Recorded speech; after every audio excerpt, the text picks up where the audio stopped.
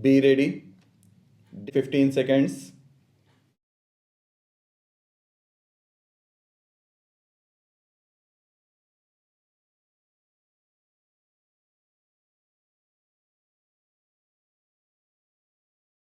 Sir, this entire discussion has been initiated by the Finance Minister. He feels somewhat optimistic about the economic situation. I confess that this is the one point on which I must disagree. The situation today is something that causes much concern. There is rising unemployment. The prices are also rising. Finance Minister feels that there is justification for viewing the situation hopefully because he thinks that the infrastructures are performing very well. I do not understand on what basis he has come to this conclusion.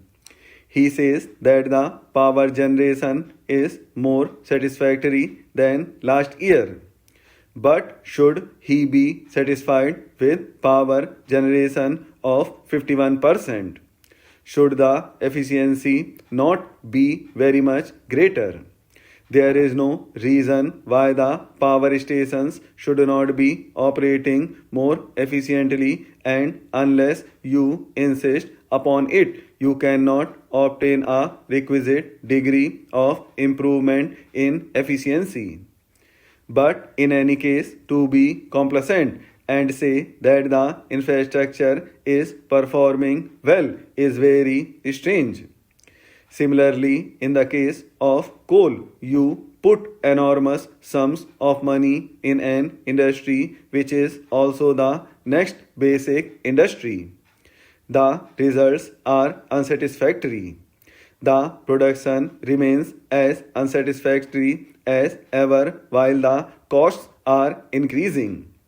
When he says the price situation is under control, I do not know on what basis the price situation is said to be under control. I am sorry that he places too much reliance upon statistics.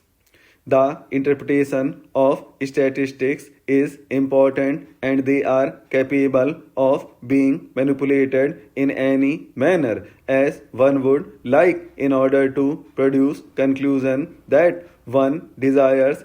Statistics are undoubtedly necessary. They have to be collected. But we have to judge them, we have to interpret them very carefully.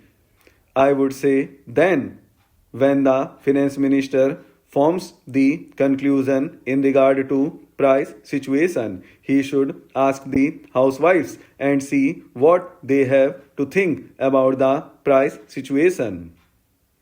Inflation is really increasing, rising very seriously. Every household is deeply disturbed. In such a position, to say that the price situation is under control is scarcely right. What is still more unfortunate is the fact that so many decisions are being taken which must lead to further increase in prices.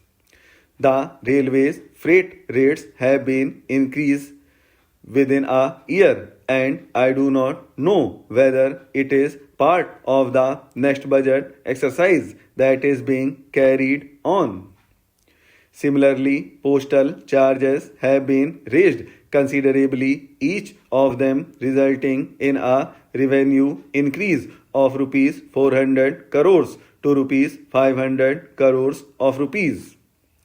What can be the effect of all these increases?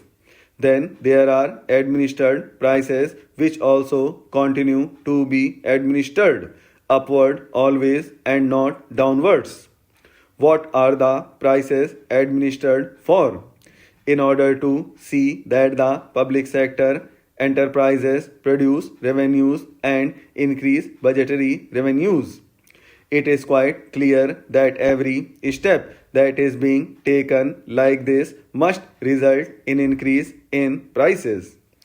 Further, Mr. Finance Minister says that tax revenues continue to display buoyancy. This is the one statement in regard to which I can have no difference of opinion. It is showing buoyancy. But there again, I would like to warn the Finance Minister that the buoyancy is not going to continue at the same rate and in the same manner that it has been in the past. At least if it does so, I shall be very happy. But the chances of its being happening are small. He says the foreign exchange reserves are at comfortable level. I am very glad he thinks so. He may even say that they are comfortable.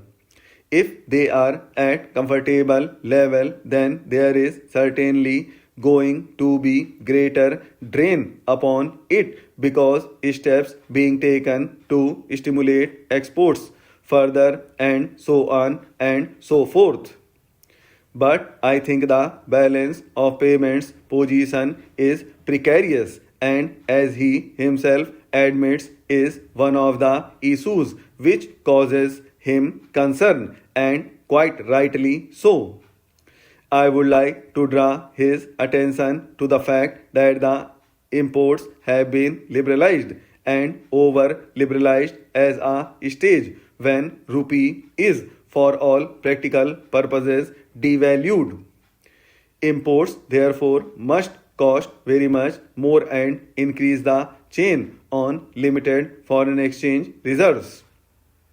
Liberalization of imports is necessary but only in highly selective areas. That was not done.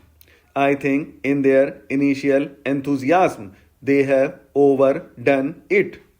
The second point of concern was about the rise of government expenditure. On that count, what has he done? Nothing is done. On their other hand, government expenditure has gone up and will go up now further because of the pay commission's recommendations, which government has already implemented. There are other things which are beyond his control, like the natural calamities, which must be attended to, and substantial sums of money will have to be provided. I hope that the finance minister realizes that. For the next year, he has provided certain amount in his anticipatory budget, about rupees 500 crores. It gives me immense pleasure to be here today to inaugurate the National Conference on Doubling India's Food Production in the next 5 years, being organized by the Ministry of Agriculture and the Crop Care Federation of India. I am glad to be a part of this august gathering comprising policy makers, representatives from the agrochemical industry, and eminent intellectuals and scientists. In the context of pursuing inclusivity in economic growth, it is of primary essence to achieve the interdependent objectives of poverty alleviation, mitigation of food inadequacy, creation of rural employment, and growth in rural incomes. Substantial expansion in the country's food production will greatly facilitate in meeting these objectives. The subject matter of this conference is therefore apt, and I applaud the efforts of the organizers to bring an issue of topical importance to the forefront of national policy discourse. A country's development is dependent on the productivity of its people. Unless the health of our population is secured, we may not be able to realize the progress that we have envisaged for our nation. With a growing population, the challenge before us is not only to ensure that the indicators of food security do not deteriorate,